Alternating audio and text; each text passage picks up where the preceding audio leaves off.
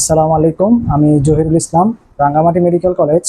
আমরা এতদিন রক্ত সংবহন তন্ত্র চ্যাপ্টারটা পড়ছিলাম এই এইচএসসি জীববিজ্ঞান অর্থাৎ জুলজি সাবজেক্টের মধ্যে।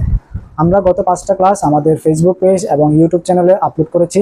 যারা ক্লাসটি করেননি তারা এই ক্লাসটি করে আসলে আজকের ক্লাসটা বসতে সুবিধা হবে।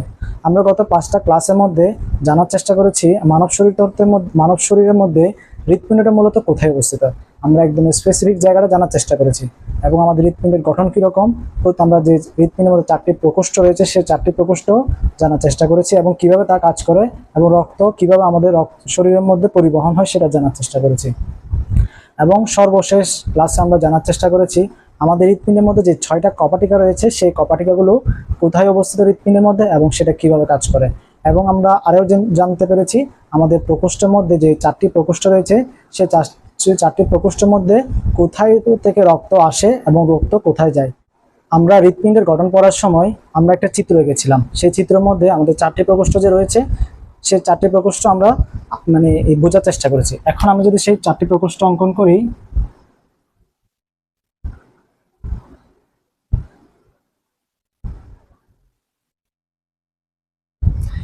এটি আমাদের হৃৎপিণ্ডের মোটামুটি একটা সাধারণ একটা চিত্র। এই হৃৎপিণ্ডের মধ্যে দেখা যায় আমাদের 4টি প্রকোষ্ঠ রয়েছে।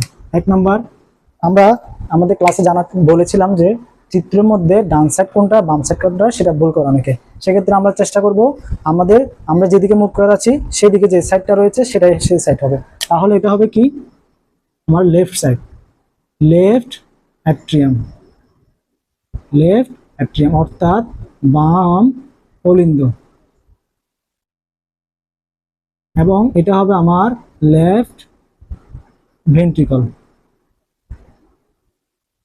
অর্থাৎ বাম নিলয়। তাহলে আমার ডান সাইড এটা, তাহলে আমার চিত্রের ডান সাইডে হবে এটা। তাহলে এটা হবে আমার রাইট অ্যাট্রিয়াম কিংবা ডান অলিন্দ। এটা হবে আমার রাইট ভেন্ট্রিকল, অর্থাৎ ডান নিলয়। এখন আমরা এক্ষেত্রে মনে রাখার জন্য আমরা আমাদের ক্লাসে বলেছিলাম নিলয় হচ্ছে নিচে, নতে নিলয় এবং নিচে, অর্থাৎ নিলয় হবে আমার নিচে। তাহলে আমরা কয়টা জিনিস পেলাম, একটা হচ্ছে অলিন্দ, একটা হচ্ছে নিলয়। এবং আমরা আরো পড়ার চেষ্টা করেছিলাম যে আমাদের লেফট এট্রিয়ামে রক্ত কোথা থেকে আসে। তাহলে আমরা এখানে জানার চেষ্টা করেছিলাম যে কি, আমাদের এটা যদি একটি লাংস হয়,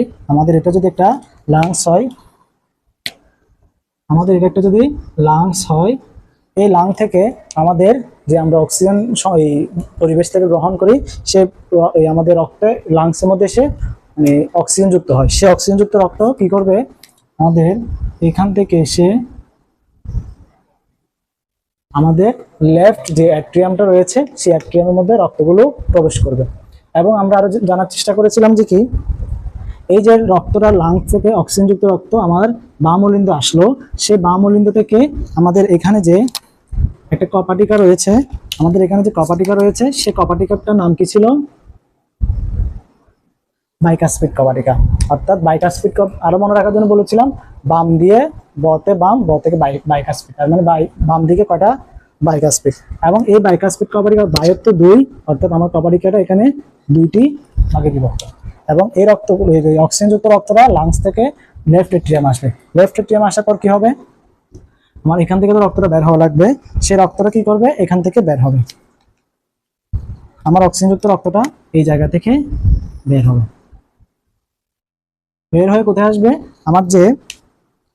আমাদের পেরিফেরি, অর্থাৎ পেরিফেরি মানে চারপাশ, আমাদের যে পেরিফেরি রয়েছে অর্থাৎ আমাদের কিডনিতে যাবে, হাতে যাবে, পায়ে যাবে, সব জায়গায় যাবে এইখান থেকে।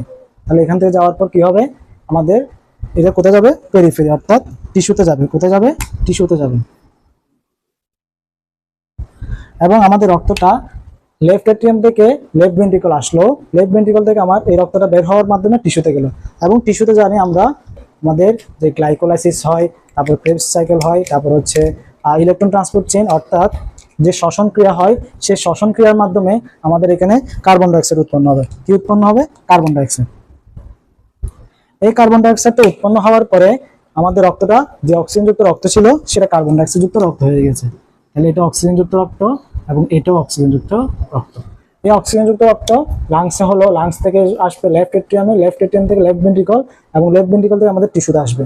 টিস্যুতে যে অক্সিজেনযুক্ত রক্তটা এসে এখানে শ্বসন ক্রিয়ার মাধ্যমে কার্বন ডাইঅক্সাইড উৎপন্ন হলো।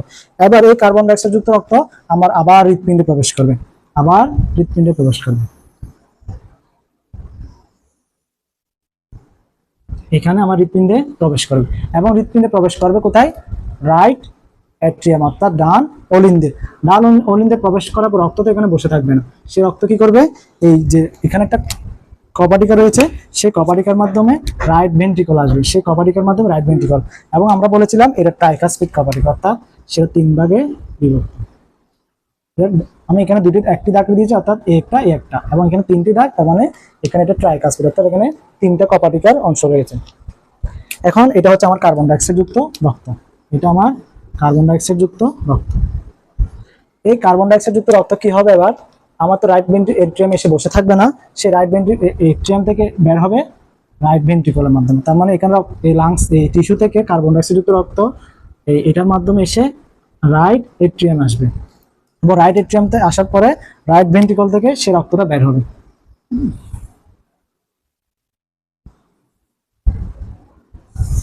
বের হয়ে আবার লাংসে ফেরত যাবে। এতক্ষণ আমরা যেটা বললাম সেটা আসলে হচ্ছে আমাদের আগের ক্লাসে রিক্যাপ করার জন্য। তাহলে প্রথমে লাংস আমরা অক্সিজেন গ্রহণ করার মাধ্যমে আমাদের রক্তটা অক্সিজেন যুক্ত হলো এবং কার্বন ডাইঅক্সাইড বের হয়ে গেল, এবং কার্বন ডাইঅক্সাইড লাংসের অক্সিজেন যুক্ত রক্ত আসবে কোথায়? লেফট এট্রিয়ামে। লেফট এট্রিয়াম থেকে লেফট ভেন্ট্রিকলে, কিসের মাধ্যমে? আমার বাইকাসপিড কপাটিকার মাধ্যমে লেফট ভেন্ট্রিকল আসবে। লেফট ভেন্ট্রিকল থেকে অক্সিজেন যুক্ত রক্তটা টিস্যুতে যাবে, টিস্যু থেকে আসবে কোথায়? টিস্যুতে এসে শ্বসন ক্রিয়ার মাধ্যমে কার্বন ডাইঅক্সাইড যুক্ত রক্ত হবে, সেই কার্বন ডাইঅক্সাইড যুক্ত রক্ত আমার আসবে কোথায়? রাইট অ্যাট্রিয়ামে, এবং রাইট অ্যাট্রিয়াম থেকে আসবে কোথায়? Right ventricle. রাইট ভেন্ট্রিকলের মাধ্যমে আমার এটা এই লাংস আসবে। এখন আমাদের এই যে 2টা দাগ আঁকলাম, এটা আঁকলাম, এগুলোর নাম কি? এটার নাম হলো পালমোনারি, এটার নাম হলো পালমোনারি শিরা, এটার নাম হলো পালমোনারি শিরা, এবং এটার নাম হলো অ্যাওর্টা। এই অ্যাওর্টা থেকে বিভিন্ন অংশ, বিভিন্ন ব্রাঞ্চ বের হয়ে আমাদের পুরো শরীরের মধ্যে রক্ত সংবহন করে, এবং এই অ্যাওর্টা দিয়ে রক্ত এসে টিস্যুতে আসবে, সেই টিস্যু থেকে কার্বন ডাইঅক্সাইড যুক্ত এখানে আসবে। এখন আমরা আগের ক্লাসে জানার চেষ্টা করেছিলাম এটা 2টা বিভক্ত। একটা হচ্ছে আমার নিচে থেকে, মানে হৃৎপিণ্ডের নিচের অংশ থেকে যে রক্ত আসবে সেটাকে বলা হয় ইনফেরিয়র ভেনা কাভা, সেটাকে বলা হয় ইনফেরিয়র ভেনা কাভা। আমরা সবগুলো আগের ক্লাসে জেনেছি, আমরা একটু ক্লাসটা রিক্যাপ করছি। তাহলে এটা হচ্ছে ইনফেরিয়র ভেনা কাভা। এবং আমরা বলেছিলাম যে আমাদের হৃৎপিণ্ডের উপরের অবস্থান থেকে যে রক্তটা আসবে সেটা হচ্ছে এসবিসি, সুপিরিয়র ভেনা কাভা, এটাকে বলা হয় এসবিসি, এটাকে বলা হয় এসবিসি, সুপিরিয়র ভেনা কাভার মাধ্যমে রক্ত আমার হৃৎপিণ্ডের উপর অবস্থান থেকে আমার রাইট এট্রিয়ামে আসবে। এবং এই যে আমার হৃৎপিণ্ড থেকে যে কার্বন ডাইঅক্সাইড যুক্ত প্রথম শিরাটা বের হয়েছে সেটাকে, ধমনী বের হয়েছে, সেটাকে বলা হয় পালমোনারি ধমনী, এটাকে বলা হয় পালমোনারি ধমনী, এটাকে বলা হয় পালমোনারি ধমনী। এবং এটাকে বলা হয়, এটা পালমোনারি ধমনী, এটা অ্যাওর্টা, এবং এটার নাম বললাম। তাহলে আমরা এখানে যে আমরা তো ছোটবেলা থেকে শিখে আসছিলাম যে অক্সিজেনযুক্ত রক্তকে যেটা পরিবহন করে সেটাকে ধমনী বলে। কেন বলে সেটা আমরা আগের ক্লাসে জেনেছি, যারা ক্লাসটি করেনি তারা ক্লাসটা করলে আশা করি এটাকে শিরা কেন বলা হয়, এবং এটাকে ধমনীকে কার্বন ডাইঅক্সাইড যুক্ত রক্ত পরিবহন করা সত্ত্বেও এটাকে কেন পালমোনারি ধমনী বলা হয়।